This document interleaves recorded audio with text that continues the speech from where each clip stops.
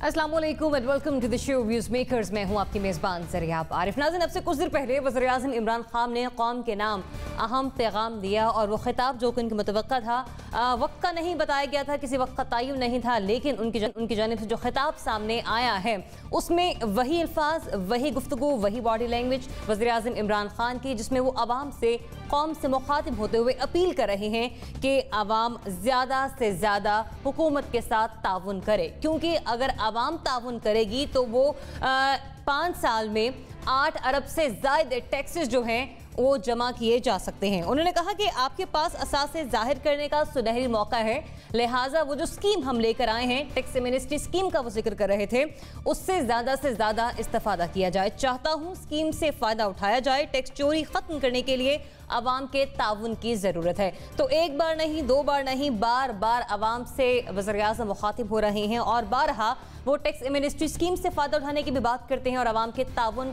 के हवाले से भी बात करते हैं कि आवाम अपने वज़ीर-ए-आज़म से ताउन करे। एक तरफ जहां हम वज़ीर-ए-आज़म के इस खिताब का जिक्र कर रहे हैं, वहीं सियासी हलकों में ये बात बाइस तशवीश है कि क्या वजह है वज़ीर-ए-आज़म इमरान खान जब भी कौम से मुखातिब होते हैं तो वो सिर्फ अपने वज़ीर-ए-आज़म ऑफिस से ही, प्राइम मिनिस्टर ऑफिस से ही एक ऑडियो मैसेज, एक वीडियो मैसेज रिकॉर्ड करते हैं और आवाम से डायरेक्ट मुखातिब होते हैं। असम्बली का फ्लोर इस्तेमाल क्यों नहीं किया जाता? वहां पर आकर पार्लियामेंटेरियंस को एतमाद में क्यों नहीं लिया जाता? ये ना सिर्फ उनके जो मुखालिफिन हैं वो सोचते हैं, बल्कि कहीं ना कहीं जो सीनियर तज्जियाकार हैं, जो सहाफती हल्के हैं, वहां पर भी ये बात बाइस तशवीश है कि आखिर ऐसी क्या बात है। वो वज़ीर-ए-आज़म जो कहा करते थे कि असम्बली में जाना एक वज़ीर-ए-आज़म का हक है और आईनी फरीजा है, वो पूरा होना चाहिए, वो उससे मुबर्रा होते हुए दिखाई क्यों देते हैं? दूसरी तरफ हम बात करेंगे साबिक सदर आसिफ अली ज़रदारी की, जिन्होंने हिसाब किताब के अमल से आगे बढ़ने की बात की थी और आज उसी बयानियों को इंडोज किया ख्वाजा आसिफ साहब ने असेंबली फ्लोर पर और कहा कि जब भी हम बात करते हैं कि अब हमें आगे बढ़कर निकलना होगा, बात करनी होगी, तो हमें दबे छुपे अल्फाज में ये ताने सुनने को मिलते हैं कि हम एनआरओ लेने की बात कर रहे हैं, लेकिन हम चाहते हैं कि हम सुलह के साथ आगे बढ़ें। शहबाज शरीफ साहब हो, वो मिसाक की मईशत की बात करते हैं, आसिफ अली ज़रदारी हो, वो हिसाब किताब के अमल से आगे बढ़ने की बात करते हैं। और अब ख्वाजा आसिफ का यह बयान तो यूं लग रहा है कि शायद अपोजिशन हुकूमत के साथ ताउन करने को तैयार है। और प्रोग्राम के आखिरी सेगमेंट में हम बात करेंगे इलेक्शन कमीशन के उस नोटिस की जिसे भेजा गया है वज़ीर-ए-आज़म इमरान खान को, और उस पर फिरदौस आशिक अवान साहबा ये मौक़िफ़ इख्तियार करती हैं कि बड़े ताज्जुब की बात है, वज़ीर-ए-आज़म को नोटिस भिजवा दिया गया। तो प्रोग्राम की पहली स्टोरी की तरफ तो बढ़ेंगे ही, लेकिन सबसे पहले अपने मेहमानों का तारुफ में आपसे करवा। स्टूडियो में मुझे ज्वाइन कर रहे हैं तज्जियाकार रज़ा रोमी साहब। सर बहुत शुक्रिया प्रोग्राम में हमें वक्त देने के लिए।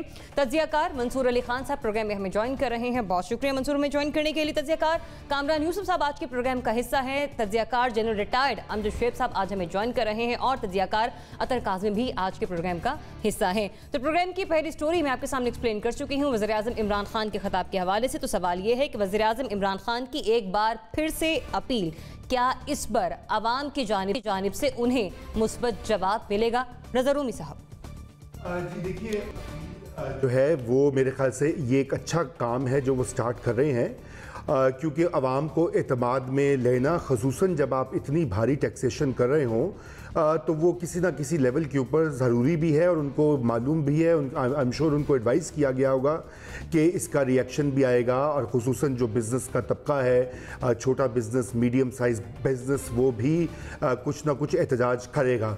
मगर क्या इसकी इन अपील से और अच्छी तकरीरों से लोग वाकई ही में टैक्स देना शुरू हो जाएंगे?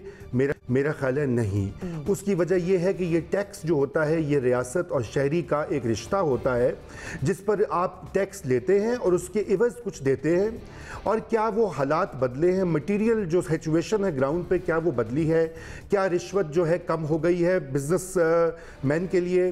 क्या लोगों के जो आम मसाइल हैं वो कम हो गए हैं सरकारी ऑफिसेज़ में वगैरह वगैरह? तो मेरे ख्याल से वो तो इन चीज़ों में वक्त लगता है। और क्या FBR जो है उसको रिस्ट्रक्चर कर दिया गया है?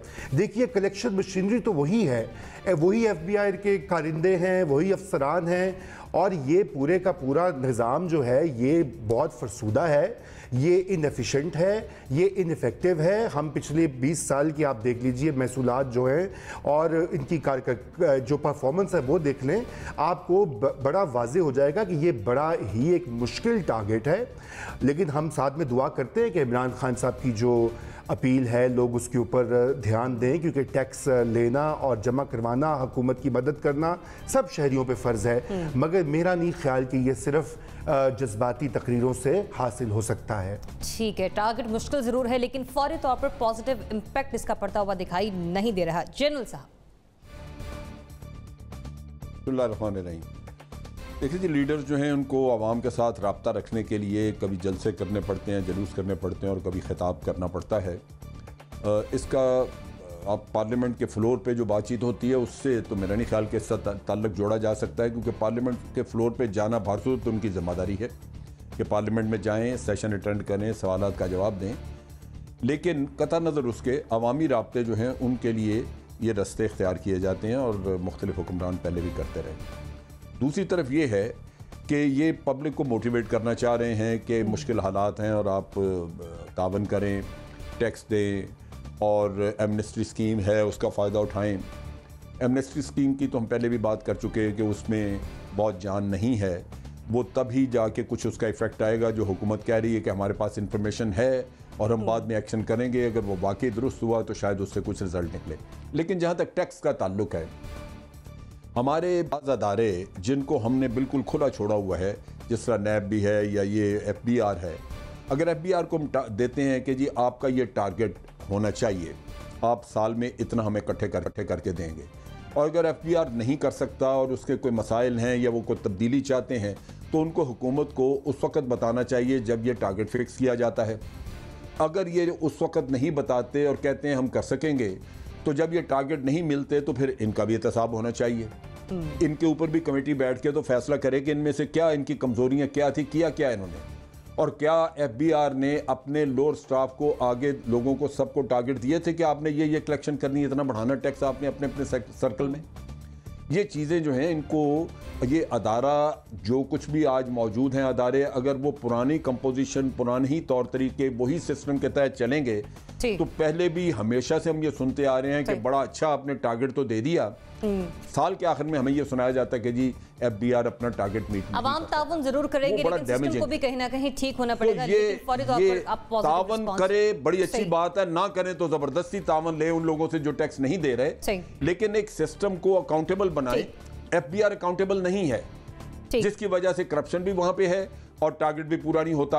और वो सिस्टम के इदारों को भी अकाउंटेबल बनाना होगा, तभी जाकर अवाम की जानिब से भी हम पॉजिटिव रिस्पांस देखेंगे। मंसूर अली खान साहब, आपकी राय क्या? आप समझते हैं कि वज़ीर-ए-आज़म इमरान खान की बार बार अपील से इस बार जाकर तो अवाम उस पर जवाब देगी?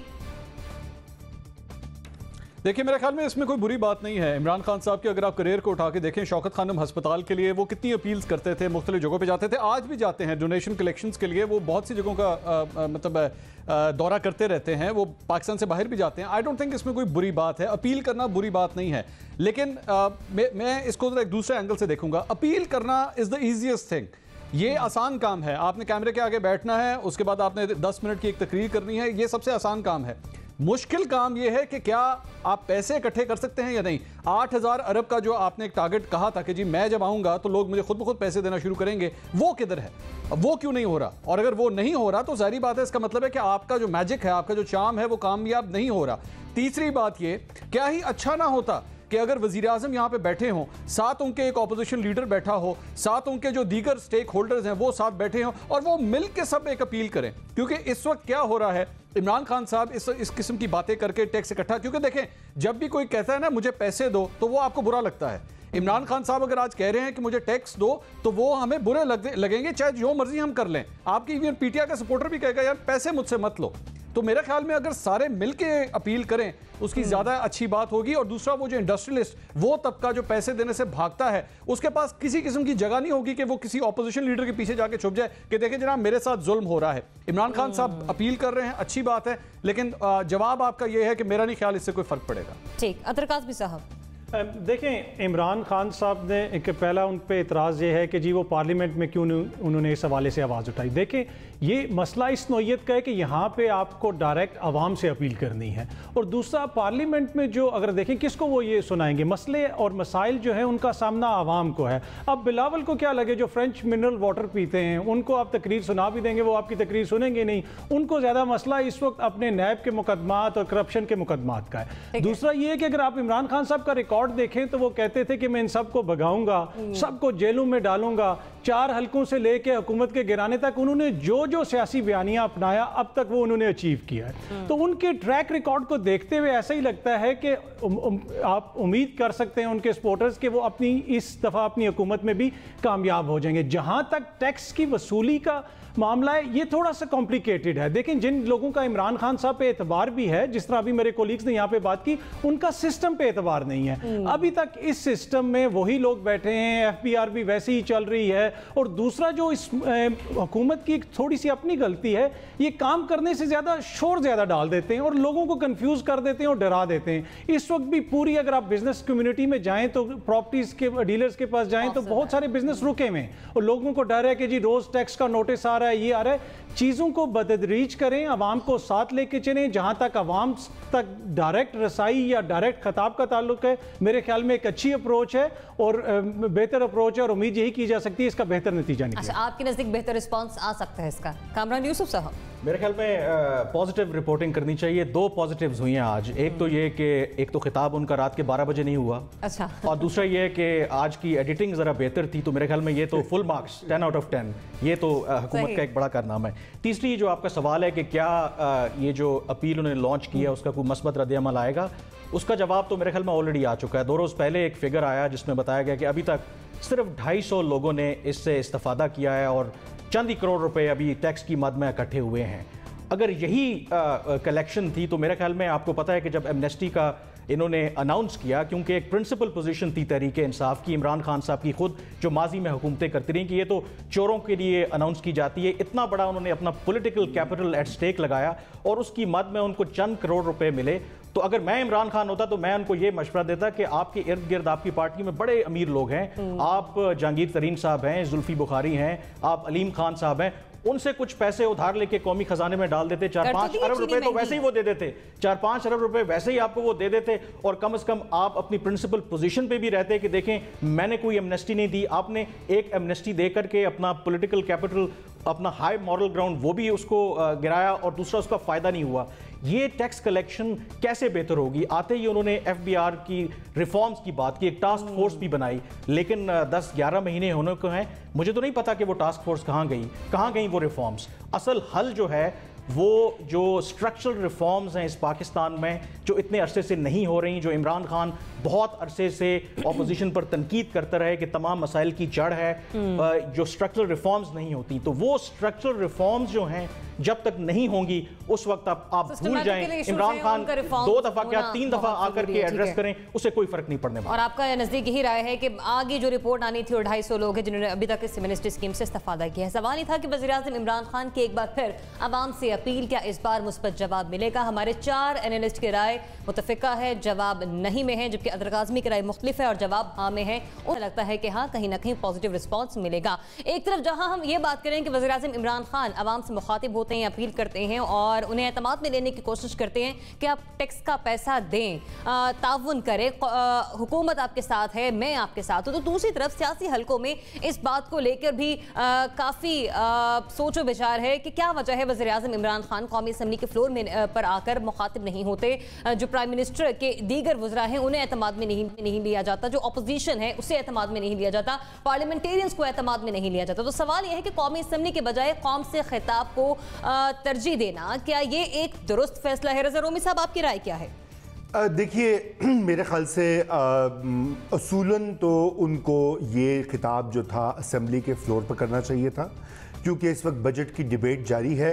लीडर ऑफ द ऑपोजिशन ने अपने जो एतराज़ात हैं कल बड़ी लंबी चौड़ी उन्होंने तकरीर की और इमरान खान साहब को बहैसियत वज़ीर आज़म और रूलिंग पार्टी के हेड के तौर पर वहाँ पर खड़े होकर अपनी हुकूमत का बजट डिफेंड करना चाहिए था और वहीं उसमें वो अपील भी कर सकते हैं। लेकिन इसके साथ ये अलग से खिताब करना भी इसमें कोई मजायका नहीं है। लीडर्स किया करते हैं और भी मुल्कों में होता है, तो ऐसी कोई अचंभे की बात नहीं है। लेकिन यहाँ पर एक थीम है, सेंट्रल थीम जो है वो ये है कि आखिर पार्लियामेंट से इतना इज्तनाब क्यों है। मतलब ये कि लीडर ऑफ द ऑपोजिशन से वो बात क्यों नहीं करते, उनसे हाथ क्यों नहीं मिलाते। जैसे कि अभी मंसूर ने कहा कि अगर वो अपने साथ बिठा लेते दीगर पार्टी हेड्स को तो वो एक और भी बेहतर मैसेज जाता, क्योंकि मुल्क की मईशत इस वक्त एक क्राइसिस में है। ये एक कौमी क्राइसिस है, ये PTI का क्राइसिस नहीं है, ये PPP का क्राइसिस नहीं है, ये नून का क्राइसिस नहीं है, ये मुल्की मसला है। टैक्सों की वसूली, मईशत को ठीक करना, एक डगर पे लाना, उसके लिए आपको सबको साथ लेकर चलना पड़ेगा, वरना ये अहदाफ जो हैं और ये जो टारगेट्स हैं ये अचीव करना मुश्किल हैं। तो मेरा ये ख्याल है कि यहाँ पर PTI की हुकूमत का जब से ये आई है गवर्नमेंट में, वैसे तो पहले भी गवर्नमेंट का कोई इतना पार्लियामेंट में, क्योंकि मियाँ साहब भी कम ही जाते थे पार्लियामेंट में, लेकिन अब के ये कि कुछ तो ये इसमें कोई फर्स्ट टाइमर्स आए हैं कैबिनेट में, और अभी तक वो जो रवायात हैं, पार्लिमानी रवायात और पार्लियामेंट को साथ लेकर चलना, काबीना की जो है तर्जुमानी करना सही तरीके से, वो नहीं हो रहा। मेरे ख्याल से इसके ऊपर कुछ उनको गौर करना चाहिए और नजर सानी करनी चाहिए अपने इस रविश पर। आवाम से डायरेक्ट मुखातिब होना भी बेहतर है, लेकिन असेंबली के फ्लोर का इंतखाब भी बहुत जरूरी है आपके नजदीक। जनरल साहब, देखिए ये दोनों मेरा ख्याल है मुख्तलिफ चीज़ें हैं। जहाँ तक आवाम के साथ राब्ते का ताल्लुक है, ये उनके हक़ है और हर हुकूमत में लोग करते रहे हैं, ये करना चाहिए उनको, बिल्कुल ये ज़रूरी है। लेकिन दूसरी तरफ पार्लियामेंट को इग्नोर करना ये मेरा ख्याल है बहुत ही गलत रविश है। अगर वज़ीर आज़म नहीं जाएगा तो मिनिस्टर भी बहुत नहीं जाएंगे। एक अदारा जिसको हम कहते हैं कि ये सुप्रीम है, उसकी बेतौकीरी कि जी वहाँ तो ये जाते ही नहीं है, तो फिर उसकी वक़्त क्या रह जाएगी। ये मैं समझता हूँ कि पार्लियामेंट का एक तो इस्तेमाल आप नहीं कर रहे, उससे इस्तेफादा नहीं कर रहे। एक कलेक्टिव विजडम आपके पास मौजूद होती है, अगर डिबेट आप जनरेट करें तो आपको फ़ायदा होगा, वहाँ पे तजावीज़ आएंगी। माहौल अच्छा रखना ये हुकूमत का काम है। हुकूमत वहाँ पे एजिटेशन की बजाय उनको परसुएड करे कि जी आप प्रोडक्टिव किस्म की आप अच्छी सजेशंस लेके आएँ, तजावीज़ दें हमें। तो हुकूमत का ये रवैया या इमरान खान साहब का कि जाके वहाँ अटेंड नहीं करना पार्लियामेंट को, ये मेरा ख्याल है नाकाबिल फ़हम है और दुरुस्त नहीं है। ये आपकी जमहूरियत और पार्लियामेंट्री जो रवायात हैं उसके लिए बहुत अच्छी चीज़ नहीं है। मियाँ साहब अगर नहीं जाते थे तो उस वक्त भी तनकीद होती थी। आज इमरान खान नहीं जा रहे तो आज भी गलत है काम। जब आपको कल मुश्किल पड़े, जमहूरियत ख़तरे में, ये वो, फिर आप पार्लियामेंट में भागे जाएं तो लोग आपको फिर पूछ सकते हैं कि आप क्या लेने आए थे। तो ये बड़ा ज़रूरी है कि जो अदारा आपका, जिसकी जो हैसियत है, जो उसकी तौकीर होनी चाहिए, जो उसकी अहमियत होनी चाहिए, वो उसको अगर हुकूमत नहीं देगी तो फिर मेरा नहीं ख्याल कि वो अदारा किसी काबिल रहेगा। तो ये बहुत ज़रूरी है। मैं सिर्फ एक डिबेट के नुक्ता निगाह से नहीं कह रहा, मैं आपको आपकी जमहूरियत के प्रमोशन के नुक्ता निगाह से कह रहा हूँ कि ये अदारा आपका फोकल पॉइंट है, यही आपकी एक सेंटर ऑफ ग्रेविटी है हमारी जमहूरियत का। अगर इसको इस तरह इग्नोर किया गया तो आपकी डेमोक्रेसी हमेशा के लिए कमज़ोर रहेगी। ठीक है, मंसूर अली खान साहब, आपका तज्ज़िया क्या है? आपके और हमारे प्राइम मिनिस्टर हमेशा 1-on-1 खिताब करने को ज़्यादा तरजीह देते हैं, असेंबली के फ्लोर पर नहीं जाते। मुझे सबसे पहले तो मैं जनरल साहब का जो कमेंट है, मुझे बड़ी खुशी हुई, मैंने उनके जो कमेंट सुने हैं। दूसरी बात ये मैं ये कहना चाहूँगा कि मुझे इमरान खान साहब के कौम से खिताब में कभी कोई प्रॉब्लम नहीं है, बल्कि मेरे ख्याल में तो नवाज शरीफ साहब के ऊपर उनको ये एज हासिल है कि वो कॉन्फिडेंस के साथ आते हैं और आके कौम से खिताब करते हैं। अच्छी बात है, कौम के साथ ये रिश्ता रहना चाहिए। लेकिन आपका चूँकि क्वेश्चन का जाविया थोड़ा सा डिफरेंट है, वो ये है कि असेंबली में क्यों नहीं आते, असेंबली को क्यों तरजीह नहीं देते। तो इसमें कोई हैरत की बात नहीं है। अगर आपको याद हो, इससे पहले जब पिछला दौरे हुकूमत था, उसमें जब वो अपोजिशन में थे, उनकी अटेंडेंस तब भी खराब थी। वो ये कहते थे कि मैं जब आता हूं मुझे बोलने नहीं दिया जाता, मेरे पे हुटिंग होती है, मैं इसलिए नहीं आता। अब आप मुल्क के वज़ीर आज़म बन गए हैं और अपने खिताबात के अंदर उन्होंने ये भी कहा है कि आप जो पिछला खिताब था, ये जो आज हुआ है वो नहीं, इससे पिछला खिताब था, उसके अंदर उन्होंने कहा कि मैं जब आता हूं आप मुझे बोलने क्यों नहीं देते, क्या किया है मैंने, क्या कसूर है मेरा। This is not, I mean ये तो स्कूल बॉय मैनर्स हैं कि जनाब आप मुझे बात ही नहीं कर देते थे क्लास के अंदर। आपको आके बात करनी पड़ेगी, आपको अपना पॉइंट ऑफ व्यू देना पड़ेगा। लोग आपके ऊपर हुट करेंगे, आपके खिलाफ वहाँ पे आवाज़ें कसेंगे, आप अपनी बात करें। और मेरे ख्याल में अगर वहाँ पे शहबाज शरीफ साहब जैसा अपोजिशन लीडर मौजूद है और वो जब बात कर रहे हैं, तो अगर पाकिस्तान तहरीक इंसाफ की तरफ से कोई ना बोले तो मेरे ख्याल में इमरान खान साहब जब बात करेंगे तो अपोजिशन बेंचेस की तरफ से भी कोई नहीं बोलेगा। लेकिन प्रॉब्लम ये है, सिर्फ इतना फ़र्क है कि जब आप कोई बात करेंगे तो वहां से सवाल जरूर होगा, और जैसे ही आप अपना खिताब खत्म करेंगे तो अपोजिशन की तरफ से सवाल किया जाएगा। मुझे इस तरह लगता है कि वज़ीर आज़म इमरान खान साहब जो हैं वो इस चीज़ से भागते हैं, क्योंकि जहां वो टैक्स कलेक्शन की बात करते हैं, खुद 2017 के अंदर उन्होंने 1,03,000 रुपये टैक्स दिया है, तो जाहिर बात है बेंचेस तो ये सवाल करेंगे जनाब लोगों से आप टैक्स मांगते हैं, खुद आपने कितना टैक्स दिया है। तो आई थिंक उनको आवाम के बजाय असेंबली में भी आना चाहिए, आके खिताब करना चाहिए, अगर नहीं कर रहे तो गलत है। ठीक, अतर काज़मी साहब, आपका तज्जिया क्या है? कौम से खिताब को तरजीह देना क्या दुरुस्त फैसला है? देखें, अवाम ने उनको इलेक्ट किया है, वो एक अवामी लीडर हैं, उनका जो मैंडेट है, उनकी जो स्ट्रेंथ है वो अवाम है। अगर आप असेंबली की बात करें, पहले दिन जब वो वज़ीर आज़म मुंतखब हुए, उस दिन असेंबली में क्या माहौल था? क्या उनको बात करने दी गई? इस वक्त जो अपोजिशन जमातें हैं, अफसोस से कहना पड़ता है, वो सिर्फ और सिर्फ पार्लियामेंट के फ्लोर को अपने रोने पीटने के लिए इस्तेमाल करना चाहते हैं। मर गए, पकड़े गए, हम पे इल्ज़ाम लग गए, जिसका प्रोडक्शन आर्डर आता है उसके ऊपर करोड़ों अरबों रुपए के करप्शन के इल्ज़ाम हैं, और वो उधर आके अपनी राम कहानी पार्लियामेंट पे 2-2 घंटे खड़े होकर वो लोग सुनाते हैं जो कहते हैं कि मेरी कमर में इतना दर्द है कि मैं चल नहीं सकता। तो मसला ये है कि उस पार्लियामेंट के फ्लोर पर फिर इमरान खान साहब जाके जो बात करेंगे वो अवाम तक कैसे पहुंचेगी? तो इसी वजह से वो ये करते हैं कि वो डायरेक्ट अवाम तक अप्रोच करते हैं। जब बाकी पार्लियामेंट में बहुत सारे जो लोग हैं, बहुत सारी जो ताकतें हैं, मुख्तलिफ सियासी जमातें, यकीनन वो सब चाहती होंगी कि मुल्क के लिए बेहतरी हो, और उनकी कोशिश होगी कि इमरान खान साहब को भी और उनकी जमात को, उनकी हुकूमत को एंगेज किया जाए। लेकिन अब तक जो हमने देखा है कि पार्लियामेंट में इस तरह का कोई माहौल ही नहीं है कि जहां पे कोई सीरियस बात हो, चाहे वो हुकूमती बेंचेस की तरफ से हो या अपोजिशन की तरफ से हो। एक दूसरे के ऊपर जुगतबाजी हो रही होती है, एक दूसरे के ऊपर इल्जामात लग रहे होते हैं, बस अपना रोना रोया जाता है। तो खान साहब फिर क्या करें? उन्होंने यही करना है। और जहां तक खान साहब पे एतराज का बात है, देखिए खान साहब पे कुछ लोगों को वैसे ही दायमी जो है ना वो एतराज है। ये वो एतराज है, आटा गूंदते हुए हिलती क्यों? जो मर्जी कर लें आप, ठीक है कि नहीं? 12 बजे क्यों तकरीर कर दी, 12:15 बजे क्यों नहीं की, 3 बजे? मतलब ये वो कहें कि कुछ लोगों को खान साहब को देख के ही जो है ना वो फिट्स ऑफ मोरालिटी पढ़ने शुरू हो जाते हैं कि इसने ओए कह दिया। कोई दूसरे जो 70 साल से अवाम को गालियां देते रहे उस पर कोई बात ही नहीं करेगा। तो मसला ये है कि खान साहब पे एतराज़ात होते रहेंगे और आते रहेंगे, लेकिन अब तक वो जो कर रहे हैं मेरे ख्याल में बिल्कुल ठीक कर रहे हैं। अपने वोटर्स के पास जा रहे हैं, डायरेक्ट जा रहे हैं, और उनको ये जारी रखना चाहिए। ठीक है, कामरान यूसुफ साहब। जी, अतर साहब ने बड़ा भरपूर तरीके से इमरान खान साहब को डिफेंड किया है। मोरालिटी का क्वेश्चन इसलिए अराइज होता है कि इमरान खान साहब, उनके वोटर्स और सपोर्टर्स हमेशा से ये तासुर देते रहे हैं कि ये स्टेटस को के खिलाफ पार्टी है, और इमरान खान PMLN और पीपल्स पार्टी की तरह कोई रवायती सियासतदान नहीं है, वो गैर रवायती सियासतदान है, और उसके अंदर वो और जमहूरियत पसंद भी हैं, वो कोई डिक्टेटर नहीं है, कोई इस तरह की बात नहीं है। इस वजह से लोग ये क्वेश्चन करते हैं कि जब आप, और ये मत भूलें कि जब जुलाई 2018 के इलेक्शन के बाद उन्होंने जो पहला खिताब किया उसमें उन्होंने खुद कहा कि वो पार्लियामेंट को अहमियत देंगे और कम से कम हर हफ्ते एक क्वेश्चन आर रखेंगे जिसमें मैं खुद वहां पर जाके अवामी नुमाइंदों के सवालों के जवाब दूंगा। उसका क्या हुआ किसी को आज तक नहीं पता।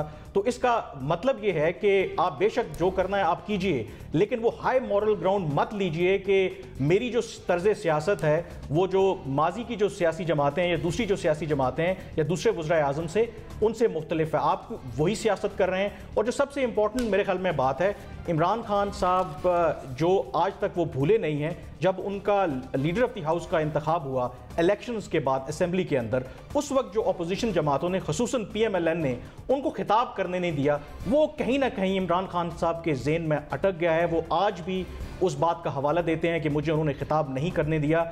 बात जो समझने वाली है कि जब आप वज़ीर आज़म होते हैं तो आपकी फिर ज़्यादा जिम्मेदारी होती है। ऑपोजिशन तो ये चाहेगी कि आपको डिट्रैक्ट करे, आप बिल्कुल भी अपने एजेंडे से हट जाएं।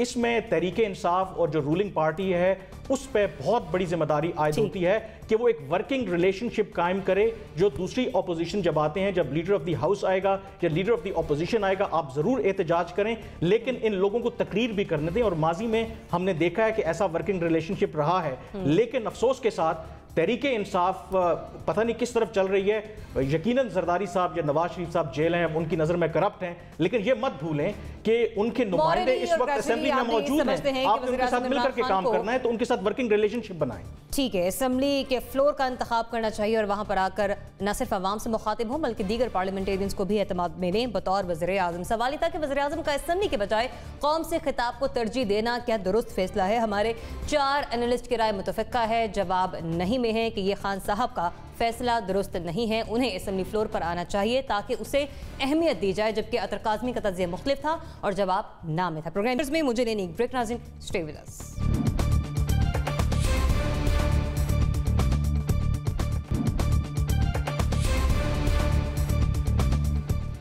Welcome back. ब्रेक के बाद आगे बढ़ते हुए बात कर लेते हैं मुस्लिम लीग नून के रहनुमा ख्वाजा आसिफ साहब की, जिन्होंने कौमी असम्बली में इजहार ख्याल किया और कहा कि कुछ ऐसे लोग हैं जो कि पार्टियां तब्दील करके ख़राब हो रहे हैं।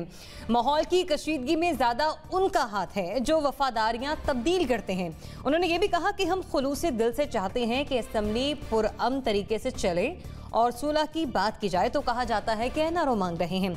ईवान में कशीदगी से पूरे मुल्क में ये फिजा बन जाती है। उन्होंने बात का हवाला दिया फिरदौस आशिक अवान साहिबा की उस गुफ्तगू का, जिसमें वो कह रही थी कि कल सबने देख लिया कि कुछ वीवीआईपी लोग असेंबली के फ्लोर पर खड़े होकर दबे छुपे ढके हुए अल्फाज में एनआरओ लेने की बातें कर रहे थे। सवाल ये है कि सुलह की बात करें तो एनआरओ मांगने का इल्जाम लग जाता है। ख्वाजा आसिफ की अपोजिशन हुकूमत के साथ चलने की तैयारी कर रही है। रज़ा रोमी साहब, आपका पॉइंट ऑफ व्यू क्या है?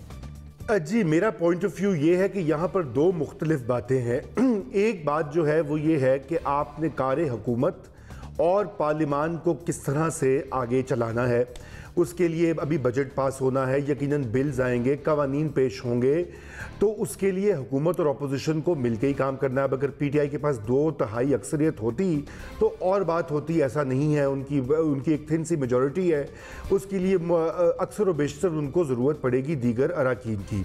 अच्छा, दूसरी इसमें अहम बात यह है कि मुल्क में अगर आपने नई पॉलिसियाँ मुतारिफ़ करवानी हैं, सिविल सर्विस रिफॉर्म करना है या स्ट्रक्चरल रिफॉर्म जो भी ये बात कर रहे थे कामरान भी अभी, वो अगर आपको ये करना है तो उसके लिए भी आपको जो है मिलजुल के काम करना पड़ेगा। तो ये इसके लिए ये काम, और अपोजिशन तो बार बार उनको ये कह रही है कि भाई आप इसको चलाएं और हम आपकी मदद कर रहे हैं। मगर यहाँ पे अब मसला ये है कि एक पहले इलेक्शन से पहले और इस पार्लियामेंट से पहले इस कदर कशीदगी और पोलराइजेशन है, उससे इमरान खान साहब पीछे नहीं हट रहे कि वो मैं इन चोरों को अंदर ही रखूँगा और छोड़ूंगा नहीं वगैरह वगैरह, कि अब वो एक जो है तनाव की कैफियत बहुत ज़्यादा है।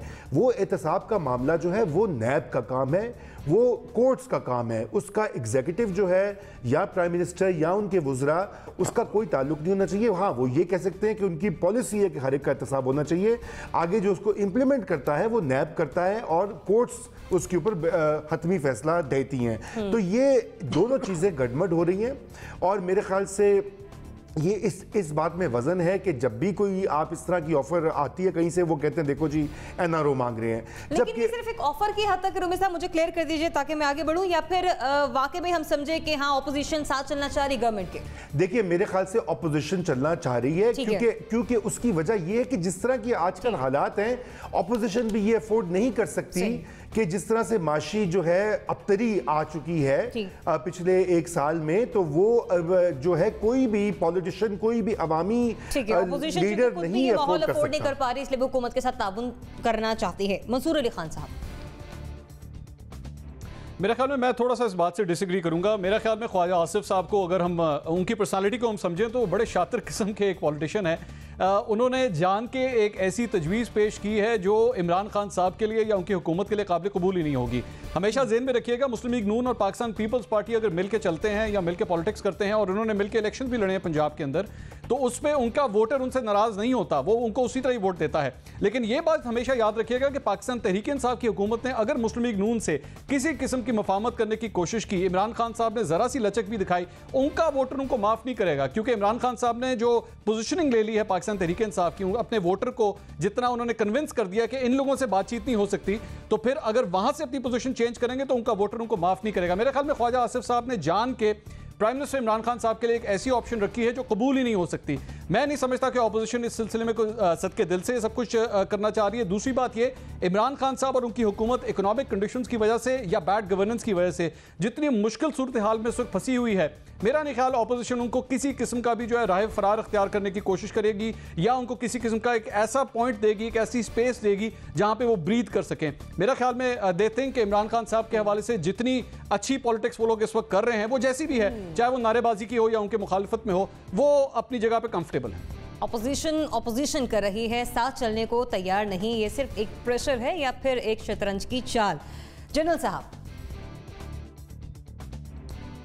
देखिए, बात यह है कि एनआरओ का वजूद नहीं है, आज वो कंडीशंस नहीं हैं कि एनआरओ दिया जा सके, किसी एक के हाथ में ये फैसला नहीं है। इमरान खान बहुत हद तक इस चीज़ के ऊपर इस तरह मुसर हैं कि तकरीबन उनकी, मेरा ख्याल है कि ऐसी कमिटमेंट है कि उससे उनका मुड़ना या फिरना जो है वो नामुमकिन सा नज़र आता है। फिर ये NRO एक बड़ा ही घटिया कानून था जो कि अदालतों ने भी उसको ख़त्म कर दिया। आपको याद है कि NRO के ख़िलाफ़ फैसला हुआ था सुप्रीम कोर्ट से, और अगर आज किसी किस्म का कोई NRO कर भी दे तो कोई शख्स अगर चला जाएगा सुप्रीम कोर्ट में तो मिसाल मौजूद है, ये ख़त्म हो जाएगा। सो मेरा ख्याल है NRO की बात करनी नहीं चाहिए, इसको यूँ समझिए कि ये एक ऐसे ही प्रोपेगेंडा है। दूसरी तरफ बात आ जाती है कि अपोजिशन की तरफ से तावन की पेशकश। अगर अपोजिशन बग़ैर किसी शर्त के तावन करना चाहती है तो मेरा ख्याल है उसको शक व शुबे की नीयत से नहीं देखना चाहिए, उनको मौका देना चाहिए। क्वाइट पॉसिबल वो भी अपने कॉन्स्टिट्यूंसीज़ में लोगों को जवाबदेह हैं और उनको भी ज़रूरत है कि वो आवाम के लिए कुछ करके जाएं। अगर नहीं करेंगे तो कल अपने कॉन्स्टिट्यूंसी में जाके फेस करना मुश्किल होगा। लिहाजा उनको मौका देना चाहिए और पता लगना चाहिए कि वो किस किस्म का तावन आपसे करना चाहते हैं। ये शोर मचा देना, जैसे तावन की बात की किसी ने तो कहना शुरू कर दें कि जी NRO मांग रहे हैं, NRO का वजूद भी नहीं है और ये कहना भी नहीं चाहिए। अब बात यह है कि क्या मसाइल का हल इसी तरह होगा कि आप NRO की बात करके तो उससे छुटकारा हासिल करके एक तरफ हो जाएं और एक दूसरे को शक व शुबे की निगाह से देखते रहें? ये नहीं होगा। जैसे रज़ा रूमी भी कह रहे थे, बाकी भी लोग कहते हैं कि बिलाखिर इस पार्लियामेंट ने चलना है, और ये किसी आज जो सूरत हाल है वहाँ पे ये किसी एक पार्टी के बस की बात नहीं है कि वो उस पार्लियामेंट को चला सके। तो ये पार्टी हो या पाकिस्तान मुस्लिम लीग नून हो, दोनों ही एहतसाब और हिसाब किताब के अमल से बाहर निकलने की कोशिश में आज जो 10-11 महीने गुजर चुके हैं, 10-11 महीने जो गुजर चुके हैं, इसमें कोई लेजिस्लेशन नहीं हुई, तो क्या ये सारे जवाबदेह नहीं है कौम को कि कर क्या रहे हो बैठ के वहां पे? तो इसलिए मेरा ख्याल है ये सब की जरूरत है, इनको इकट्ठे काम करने की सोचना चाहिए, मिलकर अगर काम कर सकते हैं बहुत अच्छी बात। ठीक, कामरान यूसुफ साहब, मेरा ख्याल में थोड़ी सी इंटरेस्टिंग अगर आप देखें गुज़श्ता चंद दिनों की जो नेशनल असेंबली के अंदर कार्रवाई हो रही है, इतवार से पहले बिल्कुल एक हंगामा था लीडर ऑफ द अपोजिशन को, क्योंकि वो कवायद व ज़वाबित के मुताबिक वो बजट डिबेट ओपन करते हैं, जो रूलिंग पार्टी है वो उनको डिबेट ओपन करने नहीं दे रही थी। लेकिन फिर अचानक से पता नहीं ऐसा क्या हुआ कि जो लीडर ऑफ द अपोजिशन को तकरीर करने दी गई, जरदारी साहब के प्रोडक्शन ऑर्डर भी जारी हुए, और फिर हमने देखा कि बड़ा टोन डाउन हो गया जो रेटरिक था अपोजिशन का। जहाँ तक ये बात है कि अपोजिशन के ताउन के हवाले से मेरे ख्याल में सवाल ये इम्पॉर्टेंट है कि क्या हुकूमत अपोजिशन का तावन लेने के लिए तैयार है? ये चीज़ बहुत ज़्यादा इंपॉर्टेंट है। अपोजिशन को इससे कोई फ़र्क नहीं पड़ता, अगर उनको ऑफर करते हैं और हुकूमत रिजेक्ट करती है उसका नुकसान अपोजिशन का नहीं होगा। अपोजिशन एक अखलाकी जवाब लेगी, देखिए हम तो कब से हुकूमत को कह रहे हैं कि हम आपसे मईशत के मामले पर, दूसरे कौमी मामलात पर ताउन करने के लिए तैयार हैं, आप हमारे साथ ताउन करने के लिए तैयार नहीं हैं। आई थिंक फैसला हुकूमत को करना है। बहुत से ऐसे मामलात हैं, सियासत करना हर किसी का हक है, बहुत से ऐसे कौमी इशूज़ हैं, अगर तमाम जमातों का, वो अपोजिशन में हो या हुकूमत में हो, अगर उनका अल्टीमेट ऑब्जेक्टिव, आपको लग रहा है कि अपोजिशन विलिंग है इन सब चीजों के लिए? मेरे ख्याल में अपोजिशन इससे पहले शहबाज शरीफ साहब भी, जरदारी साहब भी ये कह चुके हैं कि एक चार्टर ऑफ इकोनॉमी होना चाहिए। तो मेरे ख्याल में उनके वर्ड्स को ऑन फेस वैल्यू लेना चाहिए और हुकूमत उनको टेस्ट करे कि ठीक है आए, बैठ के मुज़ाकरात करते हैं, आए इन तमाम मामलात पे इत्तफाक़ राय पैदा करते हैं। अगर अपोजिशन कुछ चाल खेल रही है तो वो एक्सपोज हो जाएगी। ठीक है, अपोजिशन फिलहाल लेकिन आपको इस मूड में दिखाई दे रही है। काज़मी साहब, देखिए जी, अपोजिशन की मिसाल उस शख्स की तरह है जो हर किसी को तड़ियां लगाता, जानते नहीं हो मुझे मैं कौन हूँ, जब अगले ने गिरबान से पकड़ा तो कहता है मैं बीमार हूँ। ऑपोजिशन पहले दिन आई, इन्होंने कहा ये है, वो कर देंगे, ये कर देंगे, आप तो सिलेक्टेड प्राइम मिनिस्टर हैं, नालायक हैं, ये हैं, वो हैं। अब जब आगे से हुकूमत सीधी हुई है तो ये कह रहे हैं कि हम तो सब बीमार हैं, अब ये कह रहे हैं कि हम मुफाहमत चाहते हैं। तो इनको इमरान खान साहब ने हालिया अरसे में जो इनकी दौड़ें लगवाई हैं, इनका अब सांस इतना फूल गया कि ये अफोर्ड ही नहीं कर सकते कि ये इस रविश को जारी रखें। तो जो इस 5 साल में जो सबसे बड़ा मसला है वो हुकूमत की सर्वाइवल का मसला नहीं है, सबसे बड़ा मसला है कि ये जो लीडर हैं ऑपोजिशन के, ये किस तरह सर्वाइव करेंगे। तो वो इस वक्त अपने सर्वाइवल की जंग लड़ रहे हैं और उनकी कोशिश जो है अब यही है कि किसी ना किसी तरीके से हालात बेहतर हों। यही जरदारी साहब हैं जो कहते थे ईंट से ईंट बजा दूंगा और अब कहते हैं पाकिस्तान के खैर की दुआ करें। शहबाज शरीफ साहब हैं, वो कहते थे कि मेरी कमर में इतना दर्द है, अब 2-2 घंटे खड़े होकर बड़ी अच्छी तकरीरें करते हैं पार्लियामेंट के फ्लोर पे। तो ये जब से हुकूमत ने इनकी तसल्ली करवाई है तब से जो है ये इस तरफ आए, ये कोई इसकी कोई वजह नहीं है। और यही वो चमत्कार है जो हम अदालतों में देख रहे हैं, जो इनके करप्शन के केसेस हैं, ये वो चमत्कार है जिसकी वजह से इनको पता चला है कि इसके अलावा और कोई चारा नहीं है। ठीक है, तो आपको भी ये लगता है कि जो अपोजिशन है वो कहीं ना कहीं मुफाहमत का रास्ता ढूंढने की कोशिशों में है और इसके लिए वो कोशिश कर रही है कि हुकूमत के साथ ताउन करे। सवाल ये था कि सुलह की बात पर NRO का इल्ज़ाम लग जाता है, ये कहा गया ख्वाजा आसिफ की जानिब से, तो क्या अपोजिशन हुकूमत के साथ चलने की तैयारियों में है? हमारे 3 एनालिस्ट की राय मुतफ़िक़ा है, जवाब ना में है। उन्हें ऐसा लगता है कि अपोजिशन की एक चाल है, इसके अलावा कुछ नहीं, जबकि 2 तज्ज़ियाकारों की राय मुख्तलिफ है, जिसमें कामरान यूसुफ और ज़रूमी साहब की राय शामिल है। आगे बढ़ते हैं, बात करते हैं इलेक्शन कमीशन ऑफ पाकिस्तान की, जिसने वज़ीर-ए-आज़म इमरान खान को ज़ाबिता अखलाक की खिलाफ वर्जी पर नोटिस जारी करते हुए 7 रोज़ के अंदर अंदर जवाब तलब कर लिया है। अब वज़ीर-ए-आज़म ने NA 205 गोटकी का दौरा किया था, जहां उन्होंने अली मोहम्मद खान महर के इंतकाल पर ताज़ियत की और वहां GDA के रहनुमाओं से भी मुलाकात की थी। इलेक्शन कमीशन के मुताबिक 18 जुलाई को वहां इलेक्शन होना है और वज़ीर-ए-आज़म ने इस मौके पर दौरा करके खिलाफ वर्जी की है। लिहाजा वज़ीर-ए-आज़म की मोहम्मद खुसूसी इस बारे में ये कहती हैं कि उस पर रद्द अमल में कि इलेक्शन कमीशन का वज़ीर-ए-आज़म को नोटिस किसी ताजुब से कम नहीं है। फिरदौस आशिक अवान साहबा को ऐसा लगता है कि जो इलेक्शन कमीशन की जानिब से नोटिस भेजा गया वो एक ताजुब है, इससे ज़्यादा कुछ नहीं। सवाल ये कि इलेक्शन कमीशन का वज़ीर-ए-आज़म को शो कॉज नोटिस देना क्या गलत है? जनरल साहब। नहीं, मेरा नहीं ख्याल कि ये गलत है। प्राइम मिनिस्टर भी गलती कर सकता है, प्राइम मिनिस्टर भी कोई ऐसा कदम उठा सकता है जो कि हमारे इलेक्शन कमीशन के इलेक्शन के रूल्स एंड रेगुलेशंस के ख़िलाफ़ हो। वहाँ पे एक इलेक्शन हो रहा है यहाँ ढेरकी के पास कोटकी में, और वहाँ पे मेरा ख्याल उसी के सिलसिले में इनको नोटिस भी दिया गया है। तो वो तो जो भी वायलेशन करे उसको चेक करना मेरा ख्याल इलेक्शन कमीशन का काम है, उसको करना चाहिए। अब ये अगर समझते हैं कि नाजायज़ नोटिस दिया गया है, ये नोटिस जो है वो बिल्कुल बेकार है, या जो कुछ उन्होंने नहीं किया उसके बारे में नोटिस दिए, तो वो अपनी सफाई पेश करें, इसमें कौन सी बुरी बात है। ये प्राइम मिनिस्टर उसका जवाब दें कि जी आपने नोटिस में लिखा मैंने ये वायलेशन की, जबकि मैंने ये नहीं की, मैंने तो ये जाके वहाँ पर काम किया। तो उस लिहाज से वो बरी ज़िम्मा हो जाएंगे। और नोटिस मिल जाए और नोटिस के ऊपर एतराज़ करना वो मेरा ख्याल मुनासिब नहीं है। हम सब कानून के ताबे हमें होना चाहिए और कानून को इसी तरह ही अमल में आना चाहिए और आके आपको जवाब दे के अपनी पोजीशन वाज़ेह करनी चाहिए। तो वज़ीर-ए-आज़म को इस नोटिस की जवाबदेही करना होगी, फिर खा इस मुल्क के प्राइम मिनिस्टर हों या फिर कोई और भी हो। और अगर इलेक्शन कमीशन की जानिब से ये नुक्ता एतराज़ उठाया गया है तो सभी कानून के ताबे होने चाहिए। रज़ा रोमी साहब। जी बिल्कुल, मेरे ख्याल से मैं इत्तफाक करूँगा जो भी कहा गया। ये इदारे जो होते हैं इनका काम ही होता है, इलेक्शन कमीशन जो है एक आज़ाद खुद मुख्तार इदारा है और उसको ये इंश्योर करना होता है कि अगर कहीं पर इलेक्शन जनरल हो या बाई इलेक्शन हो, उनमें किसी किस्म के सरकारी वसाइल या सरकारी इन्फ्लुएंस या पेट्रनेज जो है वो ना हो। बदकिस्मती से हमारे यहाँ ये रही है रविश की सियासत जो है, वोट हासिल करना, वोट बाकायदा ख़रीदे जाते हैं स्कीमों के ज़रिए, पैसों के ज़रिए, बिरयानी की प्लेटों के ज़रिए। तो इसको इस चीज़ को ठीक करना जो है वो कहीं ना कहीं तो उसका आगाज़ हो।